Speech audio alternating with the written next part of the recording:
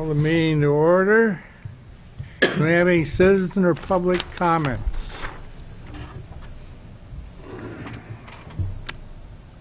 Seeing none, welcome everybody.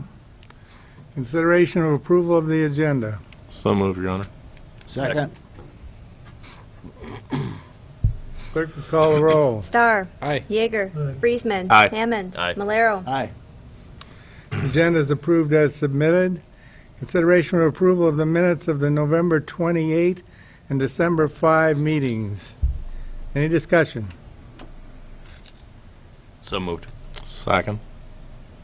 Clerk will call the roll. Yeager. Aye. Friesman. Aye. Hammond. Aye. Malero. Aye. Starr. Aye. Minutes of the November 28 and December 5 meetings are approved. Consideration of approval of the consent calendar. Are there any questions or comments regarding the consent calendar? So moved.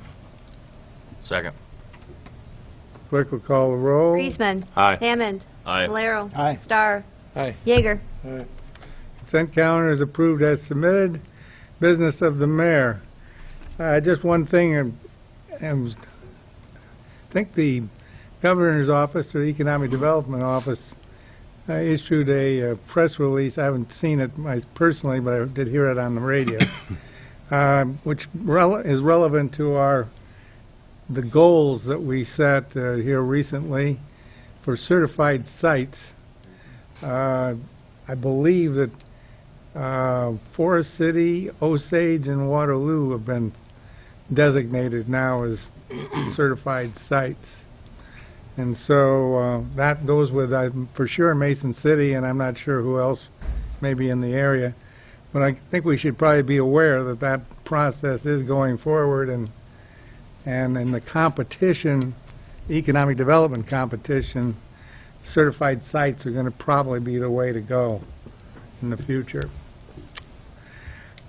Next up, consideration of Resolution 94-16, amending Resolution number 35-92, the official traffic control listing for the City of Charles City for 2-hour parking extension on Lane Street and a portion of Wisconsin Street. Discussion. You have this resolution in front of you. I got the measurements today, so I got that all filled out so you can see exactly how that's to be worded. Other discussion? Well, and generally speaking, what we looked at our last planning session is that that we've noticed some parking issues in and around the area there of Lane Street, directly resulting from the Simply Essentials plant coming online. And there's several businesses there that currently half of that Lane Street is 2-hour parking, and a request has been made to make the rest of that block 2-hour parking, and just around the corner from that, a short section on Wisconsin Street, 2-hour parking. So we have reviewed that area, and it would seem to make sense to extend that 2-hour parking limit to those businesses in that area and end it where the residential portion of the area begins. So what you have before you is a resolution that would effectively put that in place. So we'd go to 2-hour parking on the length of lane in that final block there. I think it's the 800 block, if I'm not mistaken. Is that realistically going to be enforceable? I mean, is it a pain in the butt? Or? We've been paying a lot of attention over there with the police department in the last couple of weeks, issuing a lot of parking violations for just general parking violations that have been taking place over there. So it has been something that's been that we have been able to enforce. Now it's not a perfect solution for enforcement, but we're hoping that when the plant parking lot opens up on the east side of Main Street there, that they'll provide ample parking for all the employees. So employees parking in the street, not that they say they wouldn't still do that, but I'd like to think we'd be able to have more of a handle on that and not see as much of it. But in the interim, it would seem to make sense to extend that 2-hour parking just to help limit the length of parking that's occurring in those areas.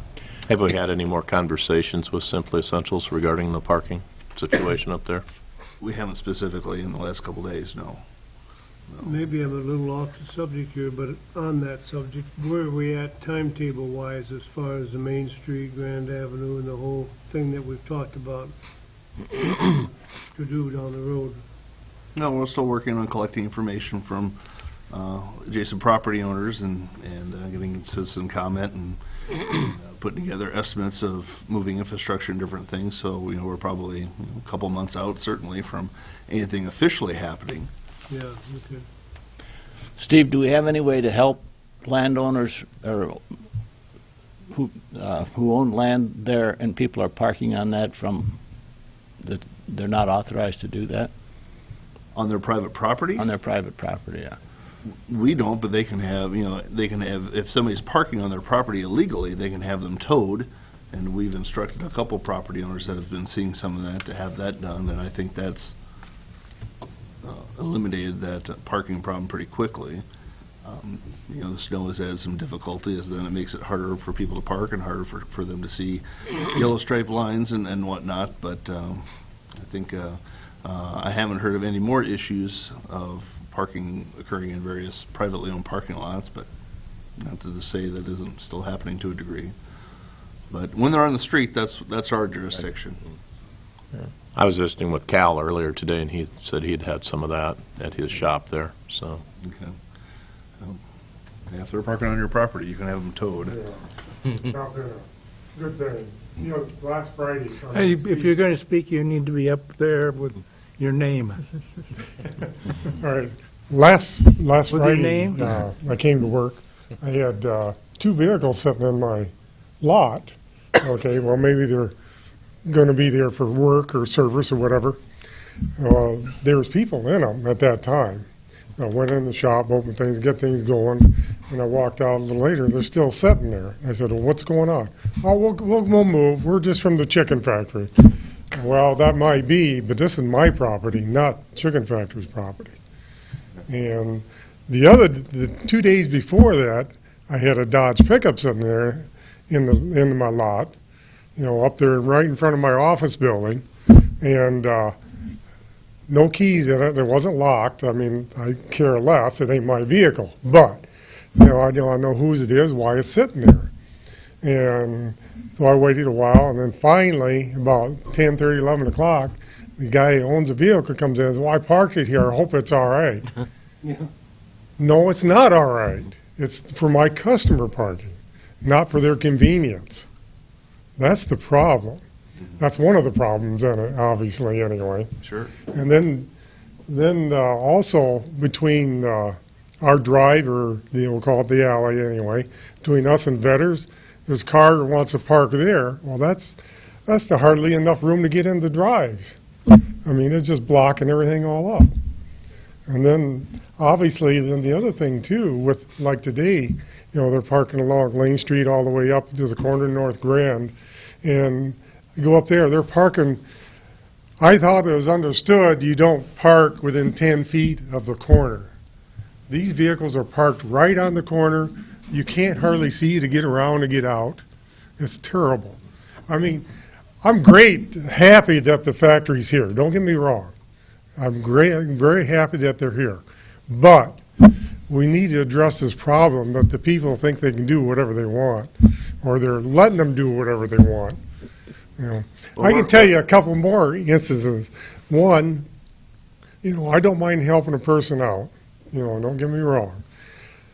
A guy walks up to me Friday night, after, this is again 4:30, 5 o'clock, they get off or whatever. Well, I don't know if I have jumper cables. I said, yeah, but I don't loan them out, because I'll never get them back if I do. And I said, I'll be glad to jump start you if you want to do that. I said, it's going to cost you $30, to do that. Well, I haven't got any money to do that, unless you can cash a check. Well, I don't carry that kind of money, at the shop. That's the way it is. And then, I thought, well, Good Samaritan here.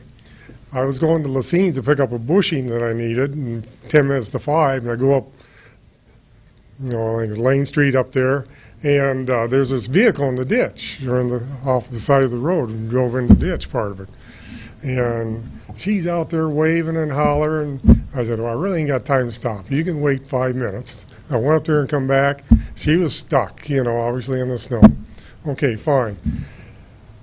I looked at it and said, well, if I move this, I can maybe move a little snow and get you out, you know, push you out.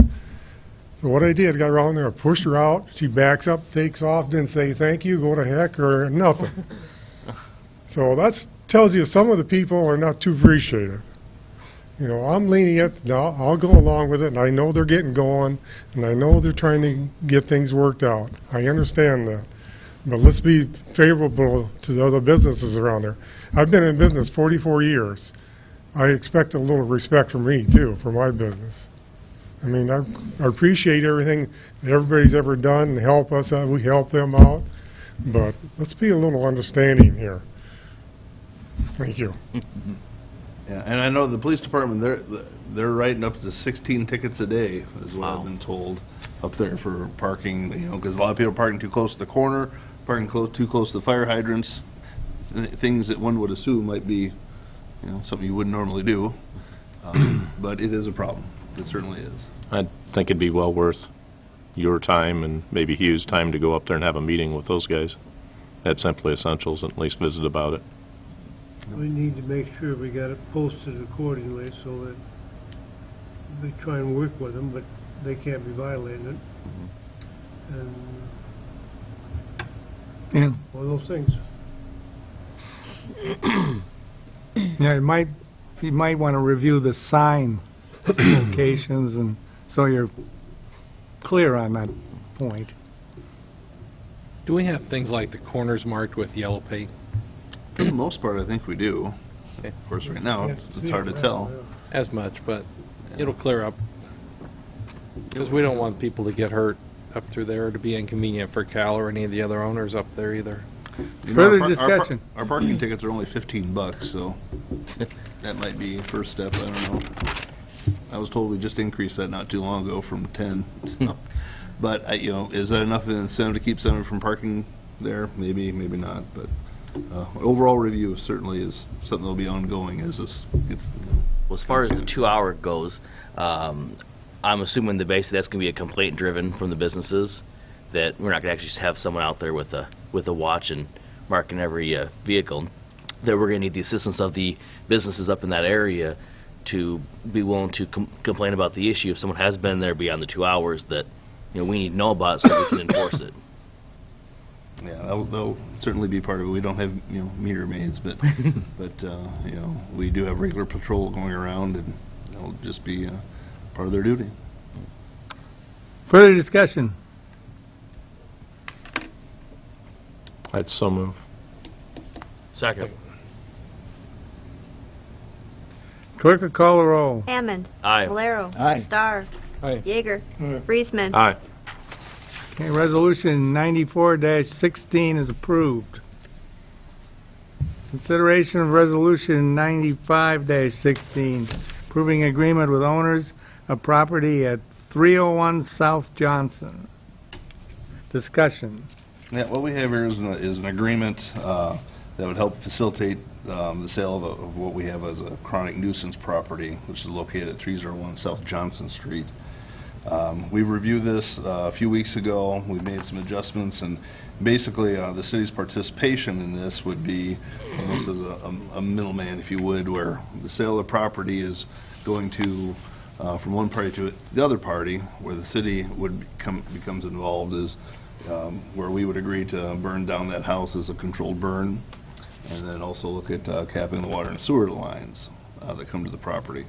Typically, that's not something we do, but as far as, you know, this project, the new owner that's taking it on is willing to do an extensive amount of work on the property to grade, take down the nuisance, eliminate the structure, eliminate sightline issues at the corner, remove retaining walls, you know, grub the entire lot, seed it, and really turn a 30-year eyesore into a decent, you know, mowable lot.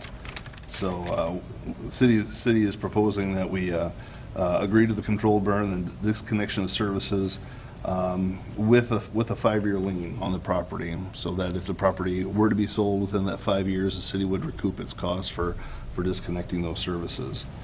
But otherwise, all parties are in favor of moving forward with this. I I reached out to the current owner shortly after our workshop last week, and they were encouraged by the potential movement on this and getting this done. And with them being in Arkansas, it'll be nice to get this taken care of, so we're not chasing this around for another 30 years. So basically, as the resolution and agreement reads, we agreed to this tonight. The owners take action. We look to do the controlled burn sometime between now and March 15th, and then cleanup of the property happens on timeline after that. So everything should be done and completed by the end of June is what we're hoping. Further discussion?